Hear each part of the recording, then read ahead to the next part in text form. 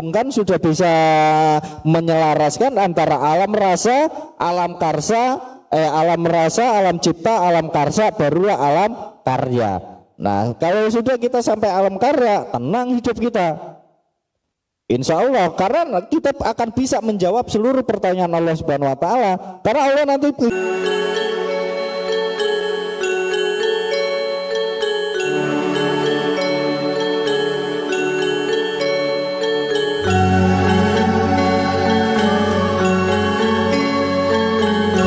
lapangkan dadamu, karena kamu lapang, karena kamu ikhlas, karena kamu sumringah, maka Allah melapangkan dadamu. Setelah dadamu bisa lapang, hatimu bisa luas, maka Allah akan meninggikan sebutan bagi namamu. Kita dikasih gelar. Yang tadinya namamu Udin dipanggil Ustadz Udin, yang tadinya dipanggil nama saja di saat bekerja akhirnya diangkat jadi HRD atau karyawan, akhirnya dipanggil Pak Bos atau manajer atau apapun lah.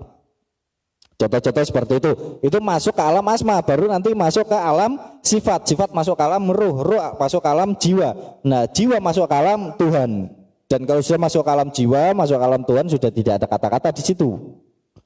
Nah, karena Tuhan tidak butuh kata-kata. Wa fi anfusikum afala tubsirun, aku ada di dalam jiwamu, ono dewe dening sukmo, dan di dalam jiwa itu ada Tuhan. Tuhan bersemayam di dalam jiwa kita.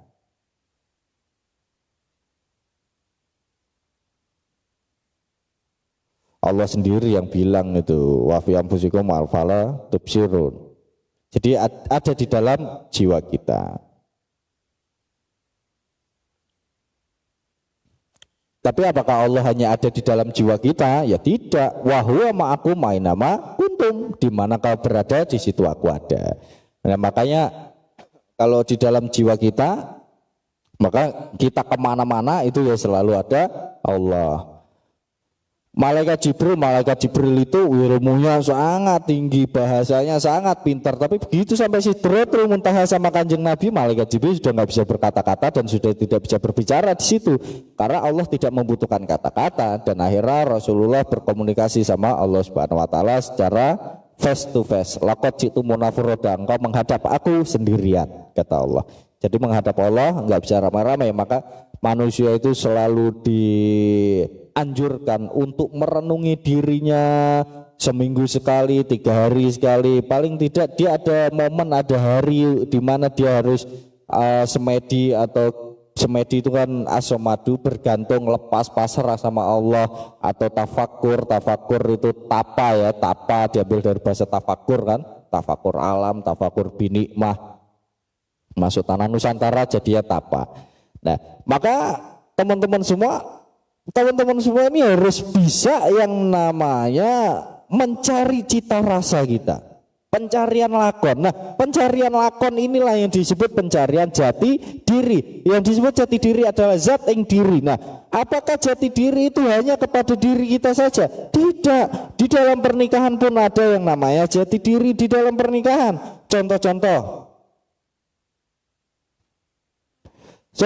berawal dari rasa, bermula dari rasa. Ya tadi susunannya apa? Rasa, masa lupa lagi. Rasa, habis rasa zat, habis zat asma, habis asma sifat, habis sifat ruh, habis ruh jiwa. Nah, kita urut dulu di dalam segi pernikahan. Setelah kamu mempunyai rasa satu sama lain, maka engkau akan memiliki yang namanya cita rasa. Kamu berani memutuskan, oh dia orang yang aku benar-benar cintai dan aku ingin menikah dengan dia. Masuklah itu ke alam zat. Nah, begitu masuk ke alam zat, maka kamu nanti akan masuk ke alam asma. Begitu selesai menikah, wah ini orang yang saya cintai, itu kan alam zat. Begitu memutuskan untuk menikah, barulah masuk ke alam asma. Jadilah sebuah keluarga. Nah, namanya siapa? Keluarga. Ada yang keluarga cemara, ada yang keluarga cendana, ada yang keluarga macam-macam lah.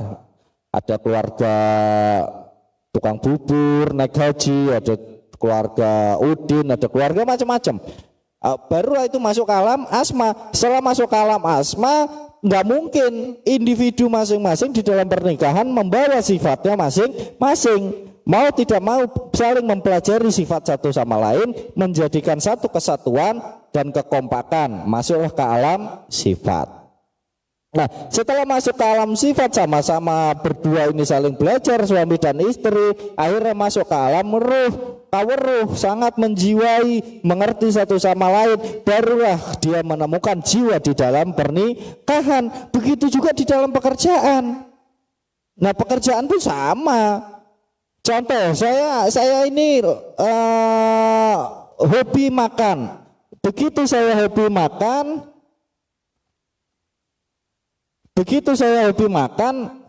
saya ini masak, begitu enak masakannya, akhirnya mau tidak mau saya memutuskan, oh masakan ini nih selera saya, sesuai dengan kenikmatan saya, sesuai dengan cita rasa saya.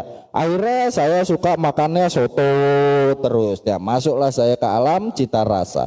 Begitu, oh saya kok masak soto enak ya, akhirnya masuklah saya ke alam asma, saya kayaknya harus dagang nih, bikin restoran. Nah masuklah ada restoran soto apa, barulah nanti saya akan mempelajari sifat-sifat daripada makanan yang saya ciptakan. Setelah itu saya akan memiliki pengetahuan tentang makanan yang saya ciptakan, dan saya mempunyai karakter kepribadian akan apa yang saya jual, akan apa yang saya ciptakan. Jadi masuklah saya ke alam karya.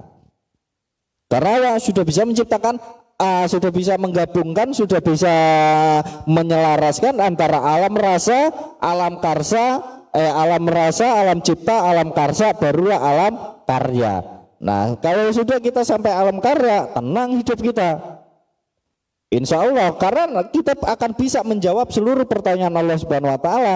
Karena Allah nanti begitu kita meninggal, kita mati itu inna nahyunuyil mauta wa naktubu ma qaddamu aksarun. Kita yang ditanya cuma prestasi kita gimana, prasasti kita gimana. Prestasi apa? Nah, prestasi kelebihan apa, sepak terjang kita di dalam kehidupan, perjuangan kita di dalam kehidupan, baru peninggalan-peninggalan yang kita tinggalkan ini apa. Jadi kalau kita nggak punya peninggalan, ya akhirnya sama dengan kita hidup ini tidak mempunyai jiwa. Hidup ini bagaikan jiwa kita ini terkubur di alam jasad. Jadi kayak zombie, kayak mayat hidup kita ini. Karena apa? Jiwa kita terkubur di dalam jasad, dan kita nggak menjadi diri kita sendiri, kepribadian diri kita sendiri enggak. Karena orang jualan somai laku, kita ikut-ikutan jualan somai, akhirnya kita nggak laku. Orang pakai jam bagus, kita ikut-ikutan pakai jam bagus, dan akhirnya kegedean. Orang pakai topi bagus, kita ikut-ikutan pakai topi. Nah, jadi akhirnya hidupnya selalu ikut-ikutan orang lain terus-terusan. Karena apa? Tidak menemukan bak di dalam titik. Tidak menemukan titik di dalam bak. Kalau huruf bak itu kalau nggak ada titiknya kan nggak bisa dibaca. Begitu juga kehidupan kita, kalau nggak ada karakter, yang nggak ada kepribadiannya, nggak ada prinsipnya, ya mau dibaca apa? Nah, untuk menumbuhkan karakter yang murni, karakter yang sejati, itu diperlukan yang namanya samadhi atau semedi. Ya, jadi gitu ya.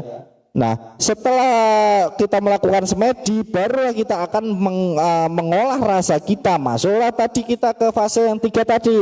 Kita pencarian lakon. Ketemu lakon kita, oh aku kerentek ini, aku seneng ini, saya maunya begini, saya cocoknya begini, saya yakin banget itu. Nah, kenapa kamu bisa mengatakan yakin? Karena teman-teman semua, sejatinya itu kamu sudah tahu kok.